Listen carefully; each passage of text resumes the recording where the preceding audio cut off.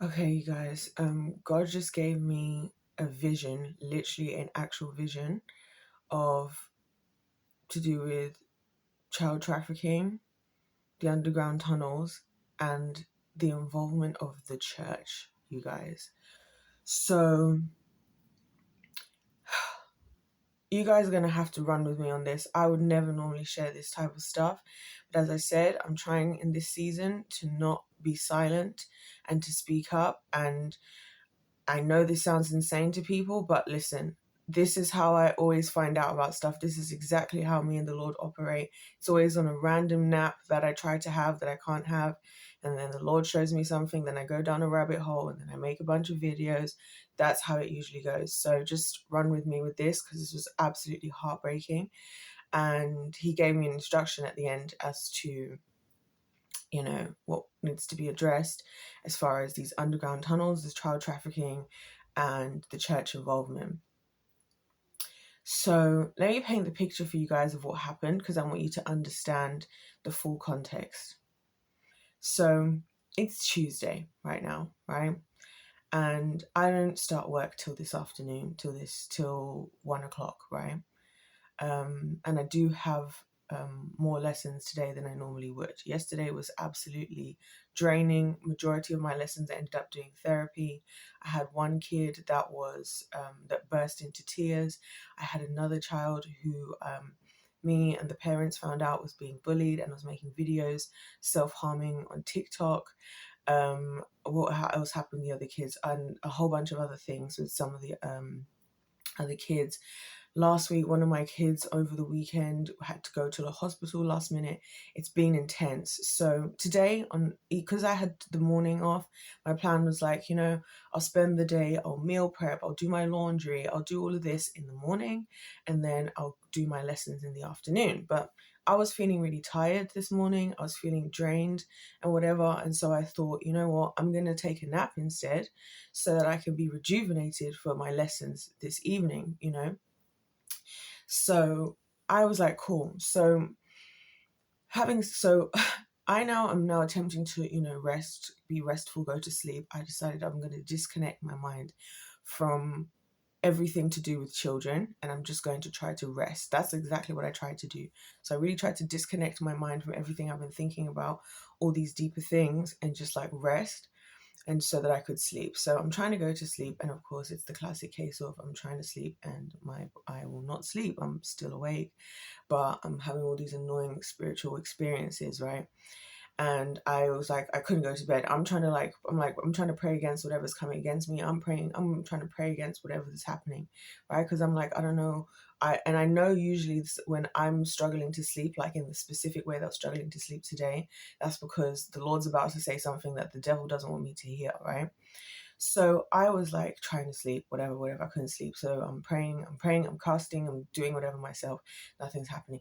Then I'm like, okay. So then I prayed to the Lord directly and I said, God, I'm asking you, like, please, can you, obviously whatever I'm doing isn't helping and isn't good enough. So can you please like send, obviously I'm always praying in the name of Jesus anyway, to be clear. So it's always Jesus, it's always God anyway. But I feel like this all happened in this way for a reason. I'm telling you all of this context for a reason, okay? So so I'm here, I'm here praying, trying to I'm here praying to the Lord now directly. I'm like, God, please, can you help me to sleep? Like, because I'm trying to do what you said to do in the Bible, which is to, do all my work as unto the Lord. I'm trying to give my best to the children today. And that's why I've decided to sack off everything else I was going to do this morning and do it tomorrow instead. And, I'm trying to like take a rest so that I can like really show up and be as alert and focused during my lessons today, right? With the kids, because also I'm anticipating, a lot of things. Anyway, so, so I pray that prayer, and lo and behold, obviously, I actually fall asleep. It always happens like that as well. As soon as I go directly to God after I've been trying, He's like, yeah, I've got you, So I fall asleep now, and now the dream that I had. So in this dream, it started with a dream, and then I had a vision afterwards, which is also what tends to happen. Or I have a vision and then a dream, or just a vision, or just a dream. But anyway, when I say I had a vision, it means I was awake. So like I can actually like move my body. I can just literally open my eyes. Like I'm like awake. I'm awake. That's why I'm saying it's a vision. I'm actually awake. And so it's actually hard to keep. It's hard to stay in visions because it's easier for the kingdom of darkness to pull you out of it because you're awake. Do you see what I'm saying? So it's really hard to actually lock in, and this is what was happening. So anyway, so I'm in this dream, and in the dream, I'm staying in this house, right? And I don't know why I was at this house, but I like traveled there for some reason, and I was there. I'm not going to get into the beginning part of how I got there because I feel like that part of the dream was somebody else, and it's somebody else's business that I'm not going to give. I don't feel like it's my place. I'm supposed to, to give. But anyway, so I was, for whatever reason, was staying at this place with this person, but it was like a house, but everything about the house was falling apart, and it was like dirty, and it was like it was like an almost like way worse version of like an abandoned house, right? And there was like, people sleeping on the floors, and like, but the people sleeping on the floors, it's not like they were like druggies or something, because it wasn't like an abandoned house, but it just seemed, it was really dark. And all that there was in there is I had like a bed, and my bed was, there was a room, there was where I was staying in this house. If you walked through to where my room was, there was like, first there was a room where there was a bed, and it was like kind of like lopsided sitting, and there was somebody like small sleeping under the blankets, right? And so I was thinking, okay. And then I didn't notice they were sleeping under there at first because of how small they were. Then you walk past, and then there was my room, which for some reason, I don't know why I was staying there, but I had a crisp, white, clean bed, right? And so I felt like that was a representation of my life as it stands, in terms of like, that I'm basically like, my experience with for me, the way I see my experience in the world is exactly that. Like the Lord has prepared me a crisp, sweet bed to sleep on in the midst of just, I don't know what. So anyway, so I've gone into the room, and I don't know what I was doing there, but I was staying here in this weird house that's like falling apart and everything or whatever. And whoever was the individual that was there was like, this is the best thing I could afford to do, right? So I could understand there was like a connection to do with poverty, right? Basically is what I'm saying, in terms of parents experiencing poverty, right? So and when I say poverty, I'm talking about modern day. I'm talking about like, how I meet so many parents who are just about making it, just about, and how a lot of people, I think, are living in circumstances that are like not what we think they are. Like it's not all like TikTok and Instagram. Like there's many families who are having to share, like lots of different siblings sharing beds together because the parents can only afford, this, that, and the other. So I'm talking about situations like this, and it'll become clear why this is important as well later in the explanation of what I saw. So I now came out from that room, and I went and I was looking for some stuff, and I don't know what I was looking for, but oh yeah, because there were guests coming. So some guests came, and I didn't see who. So at this point, I'm no longer in the front room, it was like a front room kitchen at the beginning, where I said I saw some people just like on the floor. And again, the house wasn't even like, even the floor was like, like this. So, and I don't even know if it was a house, because I don't know. Just run with me, okay? This just happened literally minutes before I started filming. So, so I go through to the so I come out, and I go and I'm trying to find some stuff, and there's some guests coming, and I knew that there were some guests coming, and I'm thinking, why are there guests coming to a place like this, right? And then in walks this woman that I know, who is a pastor's wife, right? So this woman in particular, I know that is a pastor's wife. By the way, I just want to, anyway, they're not a church that I go to, a church I have been to, and it's a church that I will never go back to, because the church leadership is protecting, of course, predators, okay? So this woman walks in, and I'm wondering why she's here. And she walks in, and she's got a whole bunch of different kids, and they all look different. They're all different ages and races and heights and whatever. So she's walked in with these bunch of kids, and she basically, whatever her job was, is I'm gonna like hold the kids. The adults are gonna go and do whatever. I'm gonna bring the kids here.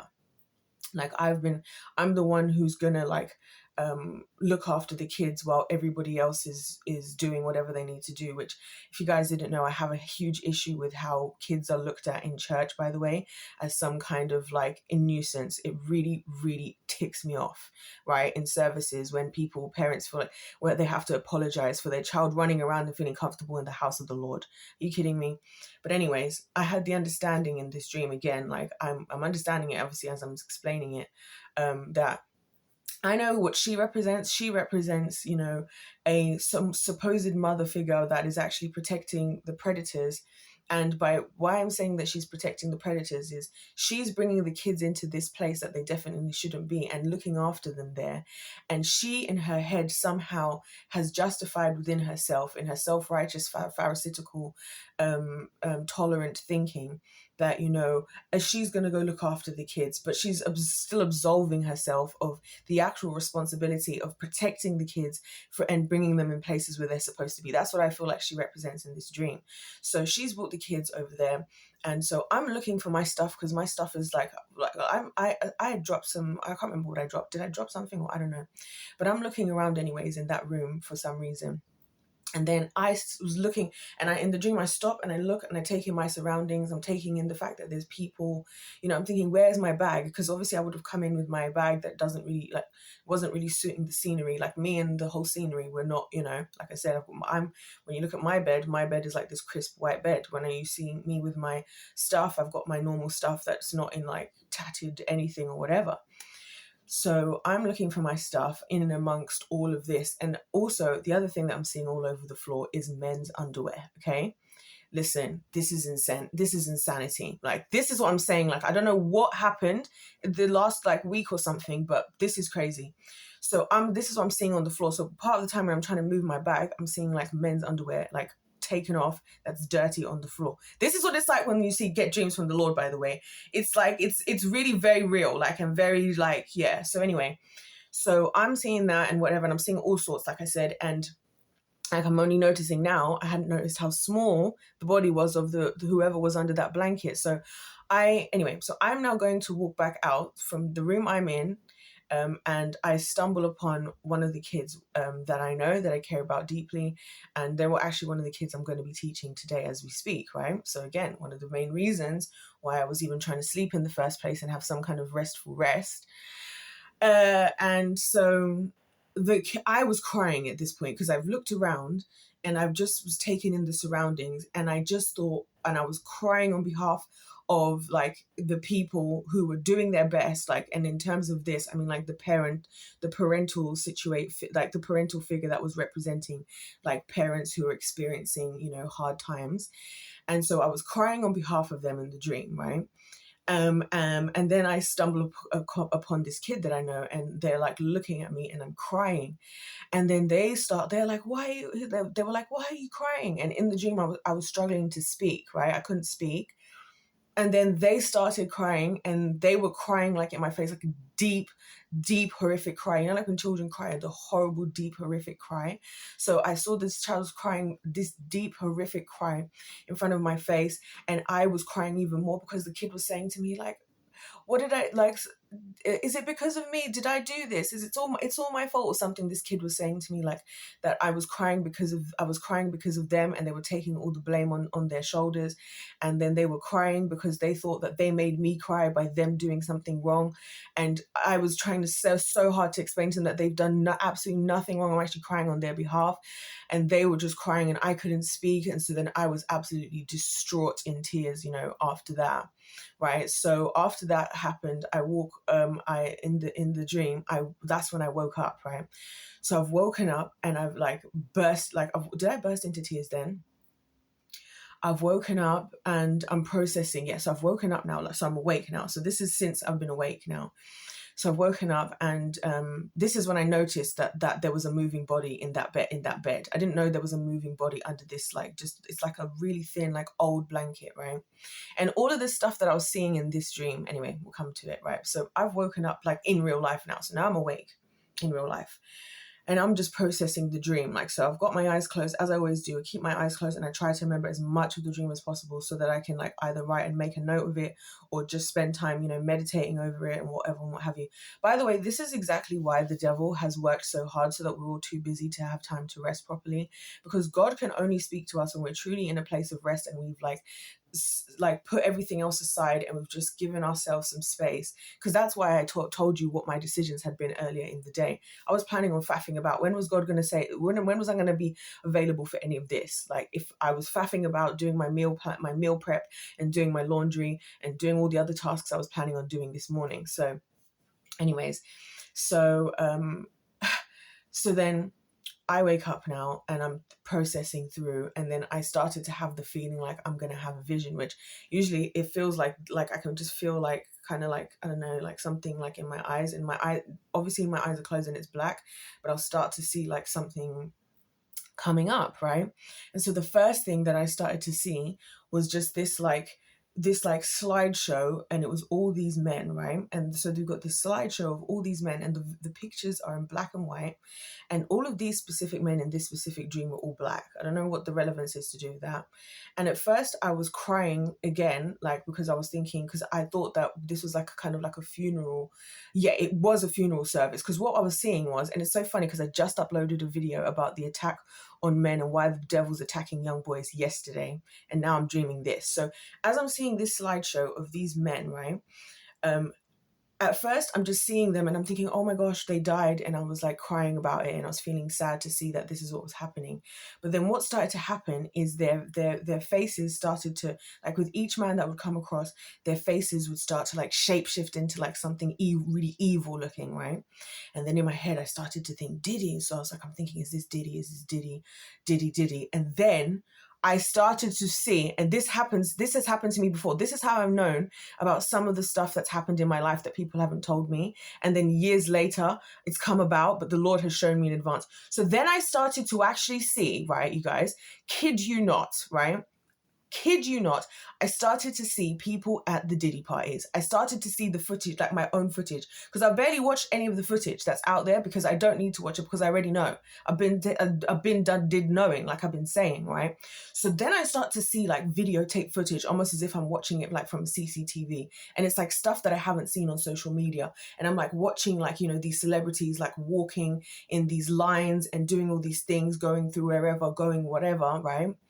Into this whatever. So I'm thinking, oh my gosh, it's Diddy, into these underground tunnels.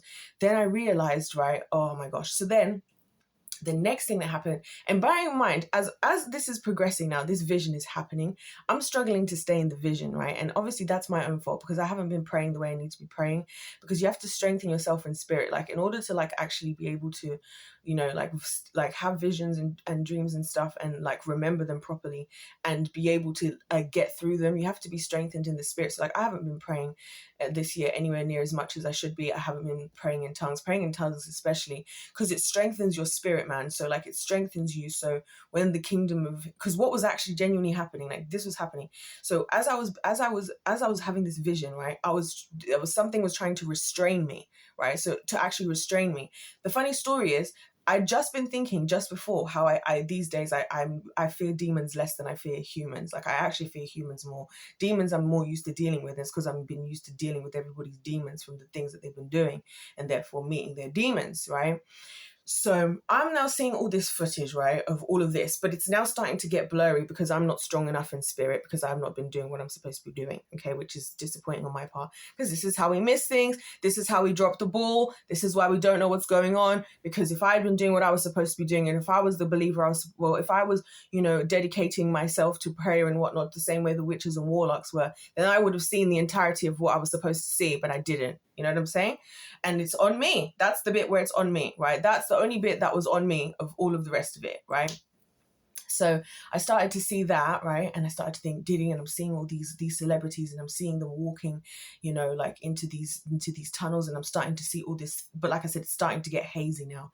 Then the next thing that I saw is, and this is where it scares me, like where like I can like I've got chills now thinking about this.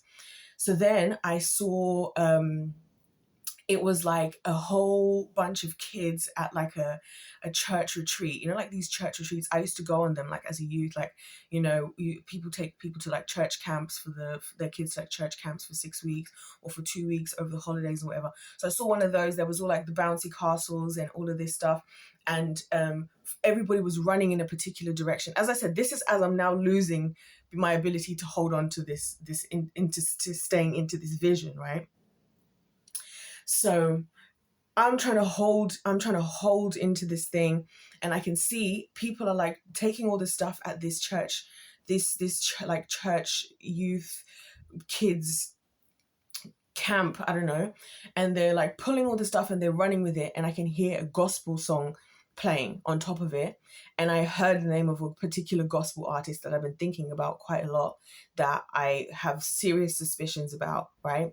And then I saw like a black rectangle with text that started to appear, and it said research, because I started to think, oh my gosh, the church is, because as soon as I had the thought, oh my gosh, the church is involved with the child trafficking in a way that's way deeper than we're thinking. And then I started to think about how there's this whole thing about the church Illuminati, which has been coming up in, you know, areas where I know there's other believers.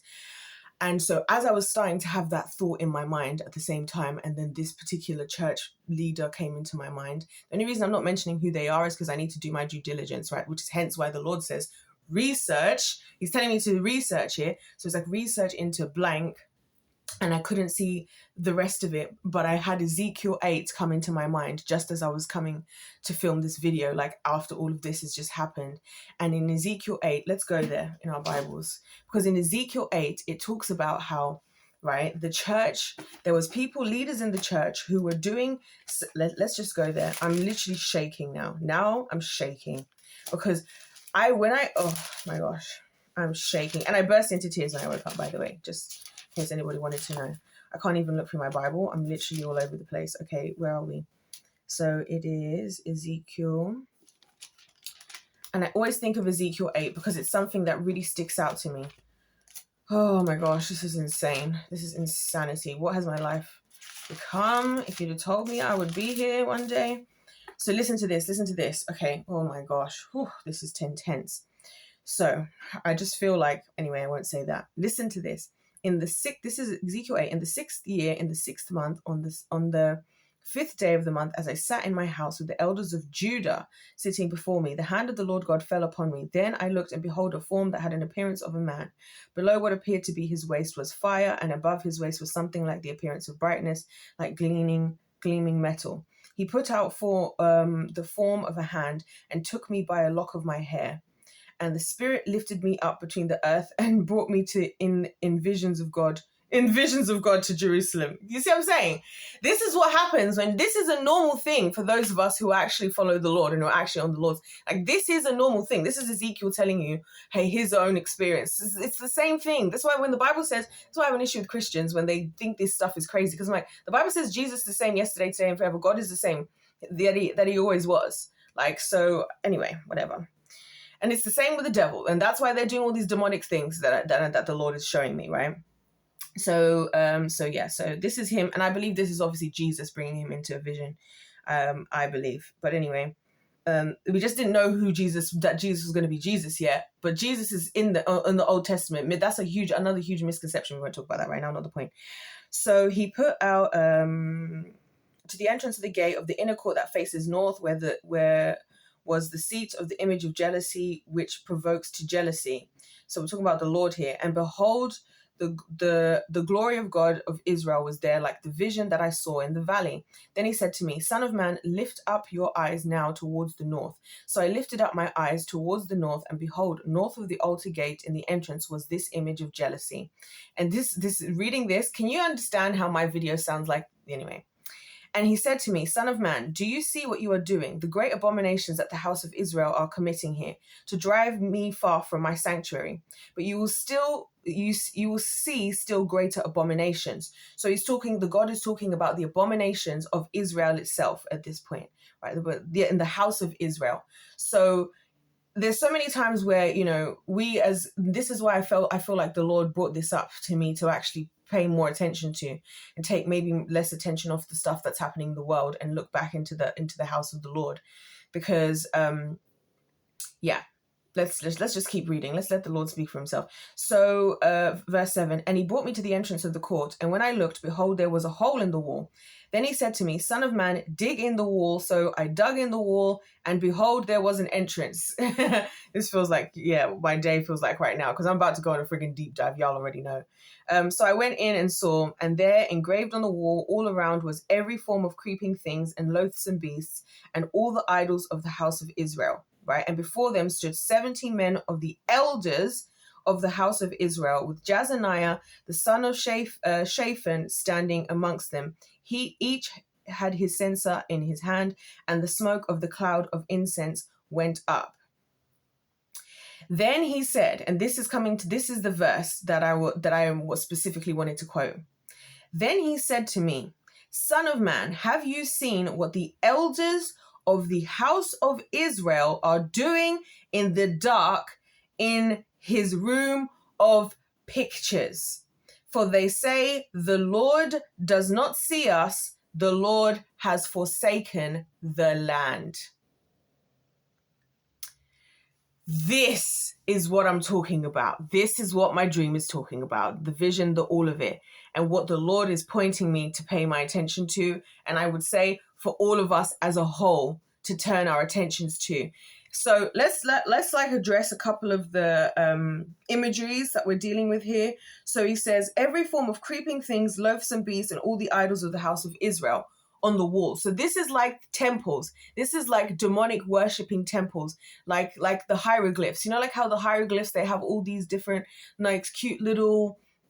This is one of the reasons I stopped wearing a lot of jewelry, by the way, because a lot of this women's jewelry has a lot of demonic symbolism that people just think is some cute little whatever Egyptian looking this or whatever looking that, Greek looking this. You know, that's one of the main reasons I've actually dialed back on wearing jewelry, and actually intend on making my own jewelry. I do make some of my own jewelry, as you guys know. But anyway, so this is what he's saying. They're worshipping other gods. The elders of Israel were worshipping other gods, right?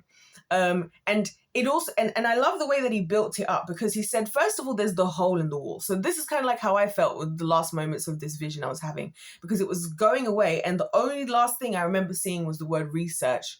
But there was like a paragraph that the Lord had written. So had I have been stronger in spirit, had I been as dedicated to the people doing the things of the demonic kingdom, to doing the things for the Lord, in my praying and doing whatever I needed to do, I would have had a whole like lovely little clear paragraph of exactly what the Lord wanted me to research and where to look and what to do. But now it's going to take me even longer. So anyway, the point is, starts with the hole. And he's like, you see the hole. And this is why I say to you guys, as soon as we see the sign of something, we got to keep going. So he sees the hole, breaks into the wall, finds himself in the room. God keeps saying to him, keep going further, keep going further, keep going further. And it's another reason why I say to you guys that like when we're trying to figure out the things that are going on in this world, when we're trying to like look for solutions to we were trying to see things before they happen.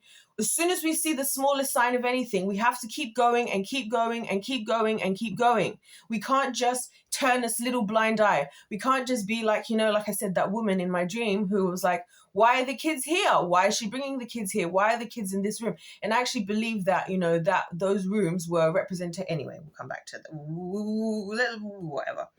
Anyway, let's listen. To continue where he goes, oh, this is good. You see what I'm saying? Verse 13, he said also to me, you will see greater abominations that they commit. Then he brought me to the entrance of the north gate of the house of the Lord, and behold, there sat women weeping for Tammuz. And Tammuz is, I've written here, a foreign god. Let me see if I can find out. Hold on. Oh my gosh, you guys. You guys, this is all happening in real time. Just need you to know, the whole development of this video, I literally just started telling you about the dream and vision that I just had. You won't believe this. Let's continue with the Bible thing first. Because I wanted to go and look up what the god of Tammuz was, because I knew it was some kind of deity, and boy, listen. Okay, let's just finish what the scriptures say and then we'll go there. So, sorry, I also rushed to the toilet because, anyway, not important, no one cared, no one asked, and too much information. So then it says, and he brought me into the inner court of the house of the Lord. So this is verse 16. And behold, at the entrance of the temple of the Lord, between the porch and the altar, were about 25 men with their backs to the temple of the Lord. Wait, where was the women sat? Oh, yes, okay. So the north gate, let's go back to 14. Then he brought me to the entrance of the north gate of the house of the Lord, and behold, there sat women weeping for Tammuz, which I now know Tammuz is the god of fertility. We're going to come back to that in a second. And that's why I was just thinking this. Actually, let's talk about that for a second before we find out about the next god, okay? Because this is what I just found. And this is just a quick search. This isn't me doing the proper deep dive research here or nothing. Listen to this. I want you to hear this. And this is non-biblical. So this is what the world has to say about Tammuz. So Tammuz is Mesopotamian religion. Is Tammuz in Mesopotamian religion is the god of fertility, embodying the powers for new life in the nature in the spring. Goes on to say, I'm going to skip down to this bit because I thought this was interesting. As shown by his most common epitaph, Sipad, shepherd, Tammuz was essentially a pastoral deity. His father Enki is rarely mentioned, and his mother, the goddess Dutor, was a personification of the ewe. His own name, Dumuzid, and two variant designs for him, Amaga, mother milk, and Ululu, multiplier of pasture, suggest that he actually was the power for everything that a shepherd might wish for. Grass to come up in the desert, healthy lambs to be born, and milk to be plentiful in the mother animals. When the cult of Tammuz spread to Assyria in the 2nd and 1st millennia BCE, the character of the god seemed to have changed from that of a pastoral to that of an agricultural deity. So I just want you guys to see, like, let's just leave that there for now. I'm telling you that there's nothing new under the sun, okay? Nothing is new under the sun. And I find one of the most interesting things I found out in all the research I've been doing about why people do child sacrificing and all this child sacrifice that's been going on around the world. After money, power, and fame, then the next thing that I hear about the most, and I actually hear about this more than I hear about even the money, is fertility. Interesting. And I've been saying we're on the season of The Handmaid's Tale. So see that this is what the people of God were doing. And I told you that I told you literally that as I was, let me see if I can get it up right now, that people, as we speak, in countries around the world, people are going to church, like not even the leaders, the members are going. It's known that people are worshiping God and at the same time going and sacrificing, mutilating kids so they can sacrifice them for things like fertility. And I told you this. I read one story. Let me see if I can get it up while I'm talking. If I can't, I'll do it in another video, right? There was one story that I read where they was talking about, and so this, I don't know who decided to do this research, but we're so grateful to them. But basically, is it my child trafficking folder?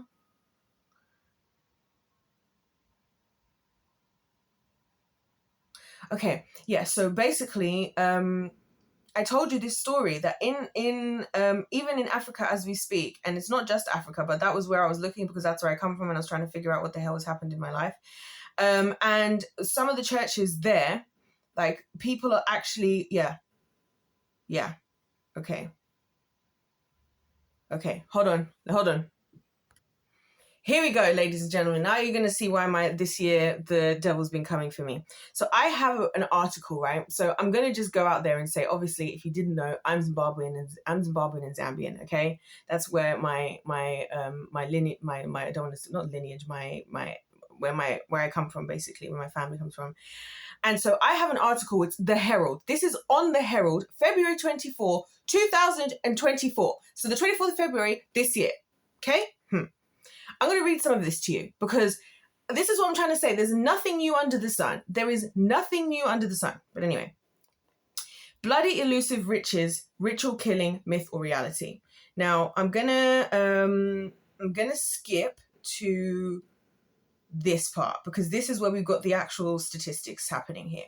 It says here, according to Zimbabwe Prisons and Correctional Services, ZPCS, more than 30% of the murder cases recorded between January 2021 and November 22, 2022 were attributed to ritual purposes, while the Zimbabwe National Statistics Agency reveals that at least 40% of the 3,600 murder cases documented in 2022 were alleged ritual killings. So widespread are incidents of ritual killings that in recent times barely a fortnight passes without the Zimbabwe media reporting on the heinous act in its various ghastly shades. So interesting that no one in my family and no one that I know, and none of those people I've ever known have ever mentioned anything to do with any of this to me, that this was happening. But anyway, just recently, 3-year-old Caroline, oh my gosh, wait.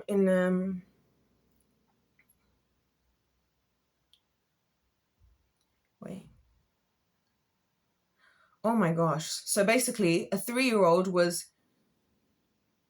so 3-year-old was murdered there. Having gone missing on January 17, Caroline's remains were found in a gully at the foot of Mavuhuradona mountain on January 25, with some of her body parts missing. Curiously, death appears to have become fashionable in changing people's lifestyles through money-making sacraments where human blood and choice body parts are concocted to presumed instant riches. It really is cause for concern. And then it goes on to talk about how the current president, is disturbed. I'm disturbed by the loss of children as a result of heinous and evil actions for rituals, witchcraft purposes. These cold-hearted acts of murder have no place in our country. So he's actually working against it. Then they've gone on to talk about another story about a 7-year-old boy who was also whatever. And here, yeah. So anyway, so I'm going to leave it there because, listen to this. As heart-wrenching as it is, children, especially firstborns and lastborns, considered a treasure to their parents, are abducted and killed for their body parts.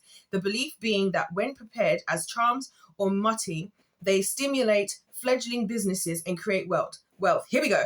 It is believed that for the mutti to work potently, the preferred body organs such as tongue, heart, eyes, and reproductive parts should be harvested while the victim is frantically kicking. Other targeted parts are eyebrows, nails, voice box, eardrum, and fingers. This is what they're saying. Like, this is why this year I finally feel like I can speak up for myself. Because like the writing's on the wall. This is an article. You guys can go read. I'm going to be reading a lot of this type of stuff for the whole world. Because by the way, just to be clear, this is just, I'm just one, it's like different, it's like same text, different font around the world, right? Diddy and what they're doing, same text, different font. You see what I'm saying? So yeah, anyway, just thought I would add that in there because I'm just trying to show you guys. It's so hard to convince people. I don't know what I have to do in this world for people to wake up early enough for us to do something, you know? So I'm trying to do everything in my possible power to show you guys that, like, it seems like all this stuff is behind us and it seems like this stuff is rare, but it's not. Like, it really isn't. Anyway, so let's finish off the last bit of the scripture, then I'll round off this video because I've got to do plenty of other videos and stuff like this going forward. You see what I'm saying? I had one plan and the Lord had a whole nother plan today and this morning. So anyway, so it says, have you seen this Son of Man? Okay, so this is what we'll talk about Tammuz, right? I just wanted to show you guys an example that nothing has changed. Nothing has changed at all. Anyway. Verse 16, and he brought me into the inner court of the house of the Lord, and behold, at the entrance of the temple, between the porch and the altar were about 25 men, with their backs to the temple of the Lord, and their faces towards the east, worshipping the sun towards the east. As soon as it's worshipping the east, I knew it was going to be worshipping whatever. Then he said to me, have you seen this, O son of man? Is it too light a thing for the house of Judah to commit these abominations that they commit here, that they should fill the land with violence and provoke me to further anger? Behold, they put the branch to their nose. Therefore I will act in wrath. My eye will not spare, nor will I have pity. And though they cry in my ears with a loud voice, I will not hear them. Thus saith the Lord. So why did I bring this up in this video? And let's just bring everything together, okay? And why do I linking this with my dream, right? I'll tell you why. When the Bible is telling us stuff, the Bible is telling us stuff, okay? And it's our job. Like, you guys can now see, and you've seen in 4K, I've not just made this one where I tell you what happened. I've included what I did right and what I didn't do right. I've included what my part to play in all of this was, right? I've shown you how in the scriptures, God is literally warning us about the stuff that's happening. There are things going on and we shouldn't be surprised or shocked or bewildered, right? the take-home message of today that I'm realizing is that I wasn't paying enough attention to the abominations of the church itself, and I was paying too much attention to the abominations of the world at large. And to be honest, that is actually big moves from God, because why would I expect any different from the world? Why we're not going to hold the world accountable? The world is the world. God is like, listen, the house of Israel, my people, you're supposed to represent me. And he's just gone and listed all the different things that they're doing. They're worshiping the different gods, right? He's talking about the hieroglyphs and Tammuz and all of this. The hieroglyphs, first of all, right? So this is like the representation of worshiping these Egyptian gods, all these temples, these pyramids, all this stuff they built for these gods. They built to worship these gods. That's why they were there. I don't know why that's so difficult for people to believe, like that these gods are actually not just a theory, but real full-blown life beings, right? Then we've got Tammuz. So that's a Mesopotamian god now, right?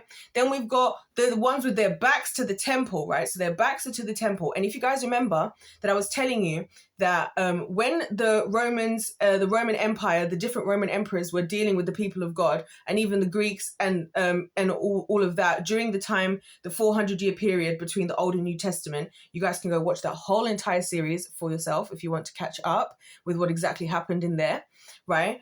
I was telling you that one of the things that they used to do, like to show disrespect. So whatever emperor, whoever, right, was trying to show disrespect to the gods of the Israelites, they would do things like, around the temple to disrespect it. So like one of them, for example, slaughtered a pig on an altar inside the temples that people had built, that the Israelites had built to God, right? So this is what they're doing. They're participating, that they're turning their backs. So now we've got those worshiping the gods in the East, right? So again, Eastern gods. Now we're talking, let's not start talking dragons, but all I'll say is dragon, and we'll leave that there, right? And then what was the final one? I can't remember what the final one was that we just said, that it just said. Oh, and I've gone all the way off the page. Point being, this is all how did this start? This said the 70 elders of the house of Israel. So now I'm obviously in a position, and we all are, where we have to really stop and think and wake up, because even I have to wake up. Why was I not more anticipating this? Because once again, the devil has his little hidden areas. That's why I said the way I was being fought off from seeing whatever this was today, the way I was going through the experiences, it was like, I don't know why I was being fought so hard. And I mean, literally fought. Like I was literally like, trying to be restrained and pained and all sorts of things as I was trying to see what was going on. But I was just like, I'm just going to endure this, because as long as I can tell that it's definitely the Lord talking, then I know that, whatever, and at the same time, all of this was happening. And this is what's crazy for me, because for me, this is like becoming more and more normal. It's just that it's getting stronger and stronger as time is going on. But like, think about it like this. Think about it if the people of God, who God wants to speak to, like Ezekiel, or like how he's, with me and my little amateur hour moment here, trying to be close to the Lord. Like if that's what is required on this end, and that's what they're doing over there. This is why I keep saying this stuff. I keep saying we can't afford to not be stronger in the faith. We can't afford to be second guessing the Holy Spirit. We can't afford to be second guessing the things of the spiritual world as a whole, because this is why these people are doing these things, right? And people in the world are doing these things, and they're getting away with it because the rest of us don't want to believe. We see the hole in the wall and we just think, oh, we'll just patch that up. We'll actually help them out and just ignore it, right? Rather than why is there a hole in the wall? Who put a hole in the wall? You know what I'm saying? So yeah, this is insane. Like, I was not expecting any of this morning, I can assure you. I just wanted to take a little nap before I go and teach the youth of tomorrow. But there you go. So brought you in, guys. Take from this whole video what you will. I know this is so different. I have never seen anybody do stuff like this way on YouTube, but I just thought, you know what? It's the winning season. I'm going to bring you in, and I'm just going to have faith and trust in the Lord that, like, he will bring these videos to the people who are ready to hear, who are ready to listen, who will help. And hopefully you guys can see, like, this is how you want to know how I find out things and how I'd be knowing ahead, and why I wasn't surprised in 2024 what went down. Well, now you know, because I have to participate. So now it's my job. So now what I need to do is I need to go and do a whole bunch of research, apparently, right? Because now all the dots have connected. And again, with the Lord, it's not always that he's going to tell you something and he's going to give you the fullness. Now he would, if you were in the right place to do so, as me today. But then it's required for us to do the research. You know, I thought of the scripture Ezekiel 8 when this came up. We read it, all of a sudden I'm now on a particular trajectory. You know what I'm saying? He brings this up. It's not for me to then be like, God, if this is what's true, you prove it. He's like, you go do the research. You go do the research and action out and actually be an active participant, right, in the mission that is the kingdom of heaven. So I hope this video was interesting. I'm sure this is insane. Anyways, you guys, God bless every single one of you. Listen, if life's a game, let's play to win. I feel like this is insane. Anyways, I'm going to go off and do the things that I'm supposed to be doing. I obviously will not be taking a nap before work today. Anyways, you guys, God bless you all. If life's a game, let's play to win. God bless you. God loves you. I love you. And I'll see you in my next one.